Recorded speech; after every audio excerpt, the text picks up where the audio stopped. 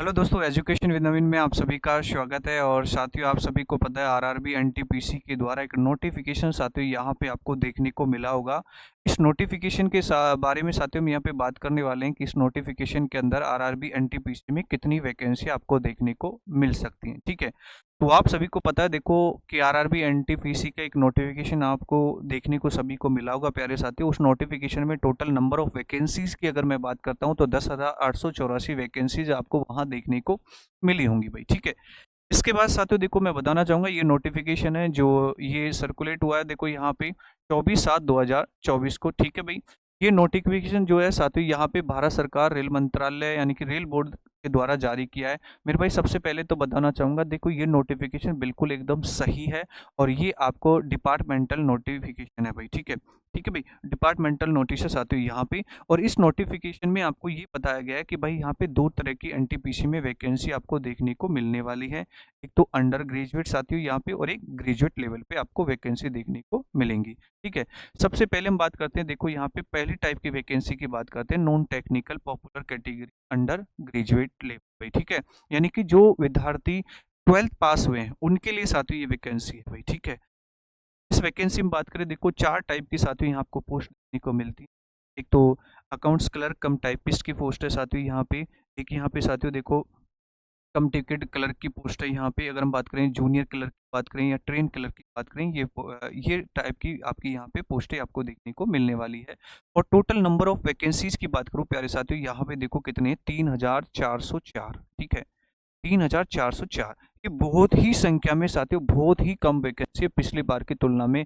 आपको पता है यही वैकेंसी जब पिछली बार आई थी साथियों यहाँ पे तो लगभग ये साथियों यहाँ पे 10,000 की समथिंग थी भाई। ठीक है, इसके बाद साथियों हम बात करते हैं यहाँ पे बी कैटेगरी के अंदर non technical popular category graduate level, यानी कि वो स्टूडेंट जिन्होंने साथियों यहाँ पे अपना ग्रेजुएट कंप्लीट कर लिया है, ये पोस्टें उनके लिए होने वाली हैं। जैसे हम बात करें गुड्स ट्रेन मैनेजर की बात करें, स्टेशन मास्टर की बात करें, या फिर हम कम टिकट सुपरवाइजर की बात करें साथियों यहाँ पे, जूनियर अकाउंट्स की बात करें यहाँ पे, और सीनियर क्लर्क की बात करें, ये वैकेंसी साथियों यहाँ पे कैसी होने वाली है आपको पता है, ग्रेजुएट लेवल की वैकेंसी। ठीक है, अब देखो इन दोनों वैकेंसी में बात करते हैं। कुछ वैकेंसी जो है आपकी सेफ्टी कैटेगरी की और कुछ है आपके नॉन सेफ्टी कैटेगरी की वैकेंसी है। जैसे देखो यहाँ पे जो अंडर ग्रेजुएट लेवल की तो सारी वैकेंसी आती है यहाँ पे नॉन सेफ्टी कैटेगरी की है।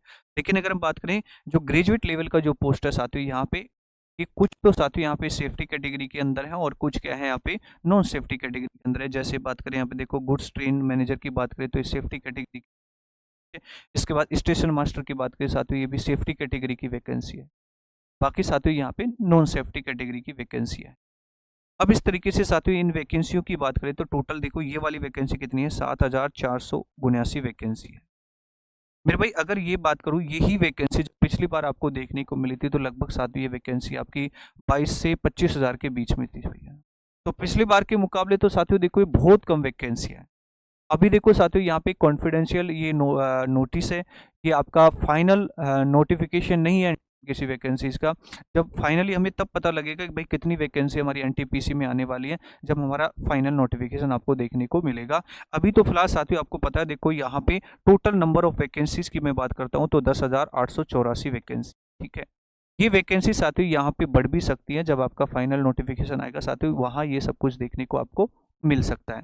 इसके बाद साथियों हम जानना चाहेंगे कि इसका एग्जाम प्रोसेस क्या होता है, किस किस प्रोसेस से साथियों यहाँ पे हमको गुजरना होगा अगर आपको एनटीपीसी में सेलेक्ट होना है। ठीक है, तो सबसे पहले तो साथियों देखो मैं आपको यहाँ बताना चाहूंगा कि भाई यहाँ पे आरआरबी एनटीपीसी एग्जाम रिक्रूटमेंट का यहाँ पे प्रोसेस क्या होने वाला है। तो चार प्रोसेस साथियों आपको यहाँ चार स्टेजों से आपको गुजरना पड़ेगा। सबसे फर्स्ट हम बात करते हैं फर्स्ट स्टेज यानी कि CBT 1, आपका कंप्यूटर बेस्ड टेस्ट होगा साथियों, वहां आप क्वालिफाई होंगे तो आपका फिर वहां से CBT 2 एग्जाम आपको देना होगा। ठीक है, तो सेकंड स्टेज में क्या होगा आपका CBT 2 होगा।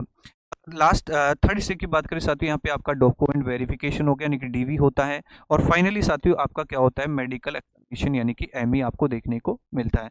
तो इन चार प्रोसेस आपको फॉलो करने होते हैं साथियों यहाँ पे एनटीपीसी में अगर आपको सिलेक्ट होना है। तो सबसे पहले क्या होता है CBT 1, फिर CBT 2, फिर यहाँ पे डॉक्यूमेंट वेरिफिकेशन होगा प्यारे साथियों, फिर होगा मेडिकल एग्जामिनेशन यानी कि ME होता है। ठीक है, अब साथियों देखो मैं आपको यहाँ पे समझाना चाहूँ कि भाई जो CBT 1 जो एग्जाम होता है एनटीपीसी का, उसमें क्या क्या सब्जेक्ट होते हैं साथियों यहाँ पे, किस सब्जेक्ट से कितने क्वेश्चन पूछे जाते हैं।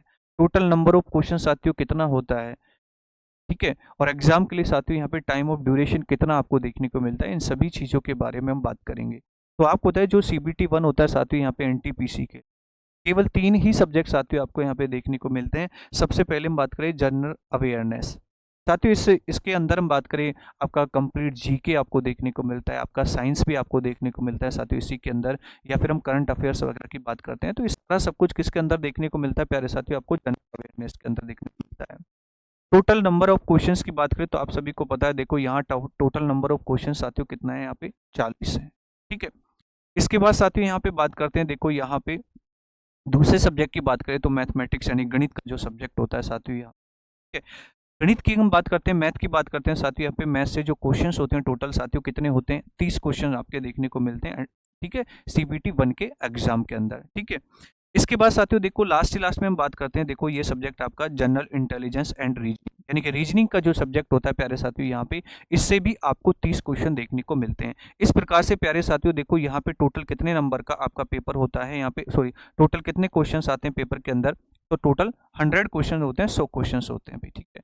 तो आपको पता है देखो उन 100 क्वेश्चन में से मैथ और रीजनिंग दोनों को मिला के कितने क्वेश्चन हो गए, आपके 40 हो गए, और बाकी जो मैथ और रीजनिंग को मिलाकर प्यारे साथियों यहाँ पे 60 क्वेश्चन हो गए, और बाकी जो 40 क्वेश्चन है साथियों वो आपके जीके जीएस से पूछे जाते हैं भाई, ठीक है। तो ये साथियों ये प्रोसेस था आपका CBT 1 NTPC का भाई, ठीक है। अगर मैं यहाँ पे देखो एग्जाम की टाइम ड्यूरेशन की बात करूँ तो आपको पता है ये एग्जाम जो है 90 मिनट का होता है भाई, ठीक है। इसके बाद देखो साथियों यहाँ पे जैसे आपका CBT 1 होगा, आप क्वालिफाई हो जाते हो तो आपको CBT 2 देना होता है, ठीक है। और CBT 2 के बारे में हम जाने कि कौन से सब्जेक्ट आपके आते हैं, तो वही सब्जेक्ट देखो आपके जो आप CBT 1 में दोगे साथियों, वही सब्जेक्ट आपको कहाँ देखने को मिलते हैं, CBT 2 में आपको देखने को मिलते हैं।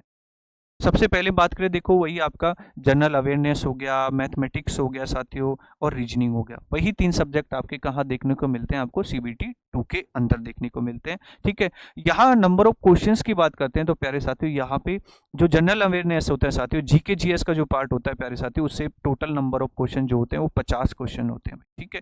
अगर यहाँ पे हम बात करें प्यारे साथियों, देखो मैथमेटिक्स के क्वेश्चंस की बात करें तो आपका हो गया सर 35 क्वेश्चन होते हैं, ठीक है। और अगर रीजनिंग की बात करें तो ये भी 35 क्वेश्चन होते हैं। इस तरीके से टोटल नंबर ऑफ क्वेश्चन कितने होते हैं साथियों, यहाँ पे 120 क्वेश्चन होते हैं भैया, ठीक है।